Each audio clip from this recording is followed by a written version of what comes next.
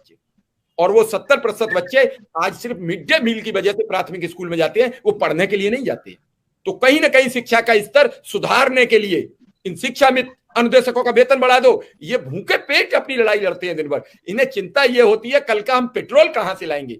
एक छोटा सा है अनुदेशकों का मामला, आप लोग चाहेंगे तो सिलट सकता है। इनकी ट्रांसफर पोस्टिंग का मसला फंसा है। एक एक अनुदेशक 120 किलोमीटर जाता है ड्यूटी देने, 9,000 रुपया में अगर 120 किलोमीटर ड्यूटी देने जाएगा, जबकि उसके बायोलॉजी में लिखा हुआ है कि उसका उसी विलाक में नियुक्ति होगी जिस विलाक का रहने वाला है। अब आप तो जानते हैं सरकार किसी की भी हो, जो अधिकारी बैठे हैं वो जेब गर्म करते हैं। तो बीएसए ने जिन्होंने पैसे दिए उनका तो उसी विलाक में हो गया। मैं बड़ी खुल के बात रखता हूं, लेकिन उस समय जिस बीएसए को पैसे अनुदेशक ने नहीं दिए उसका रख दिया बॉर्डर वाले उस पर। इसका खामियाजा किसको उठाना पड़ता है? उसको। वो सभी अनुदेशक कहते हैं अगर हम सबका आपस में सेटल हो जाए या शिक्षा मित्र का सेटल हो जाए तो जो 4,000 3,000 हम भाड़े में खर्च करते हैं वो तो कम से कम हमारा बचेगा, समय भी बचेगा। मैं देखता हूं कई अनुदेशक महिला, शिक्षा मित्र महिला गर्मी में 5 बजे और जाड़े में 7 बजे घर से निकलती हैं। अब आप अंदाज लगा लीजिए कैसे परिवार चलाते हैं। मैं धन्यवाद देता हूं इनको, इसलिए इनकी पीड़ा मैं समझ पाया हूं। तो मैं तो चाहता हूं कि ये 1.5 लाख 2.25 लाख परिवार हैं, अगर इनमें से एक परिवार का भी, मैंने पिछले गारंटीड आपको बात बताता हूं, अनुदेशक ने एक ने आत्महत्या की है 27,000 में से एक ने।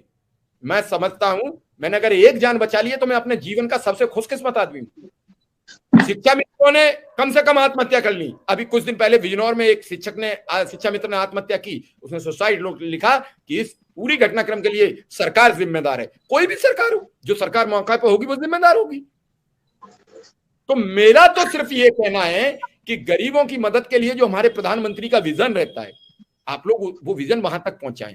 मैं चाहता हूं कि जब आप लोग ये बात रखेंगे कि आपने वादा किया था, सरकार के पास 1,000 वादे करके जाती है, सरकार को वादे याद दिलाने की बहुत जरूरत होती है।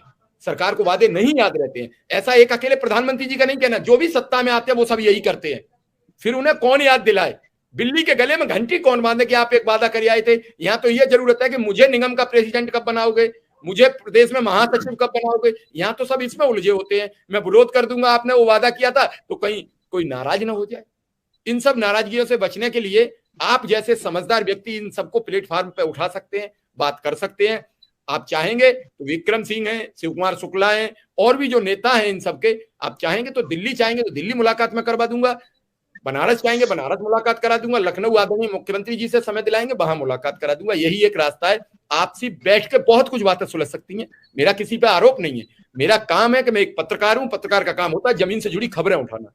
मेरा काम यह नहीं है कि मैं किसी बेमतलब की खबर पर बहस करूं। मेरा काम नहीं है।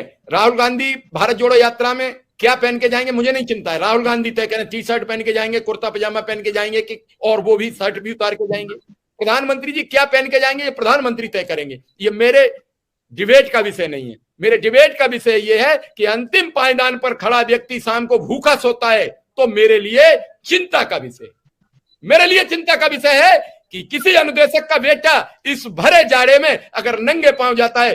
मैं ये प्रोग्राम इसलिए करता हूं, संत कबीर नगर का एक अनुदेशक है जिसकी 3 भतीजियां, उसका भाई खत्म हो गया है, और जब वो रो के कहता है कि तीनों भतीजी नंगे पांव बीए की परीक्षा देने जाती हैं, मेरे लिए ये गंभीर विषय।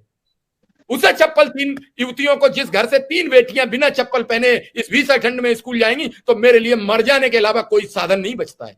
मुझे शर्म से डूब के मर जाना चाहिए। वो चाहे उस जिले के जिलाधिकारी हो, बेसिक शिक्षा अधिकारी हो, जो रो रो के ये बात कह रहा है, तो क्या कोई उस जिले में ऐसा नेता नहीं है जो उसे कुछ मदद करे? कई गंभीर विषय हैं। मैं मजबूर होकर इस मुद्दे पर आया हूं और इस मुद्दे का अंत करके ही छोड़ूंगा, चाहे कुछ हो जाए। मैं सरकार का भी धन्यवाद देता हूं, इतने गंभीर मुद्दे को उठाने के बाद भी सरकार बात सुन रही है, लगातार पहल कर रही है। मैं इसलिए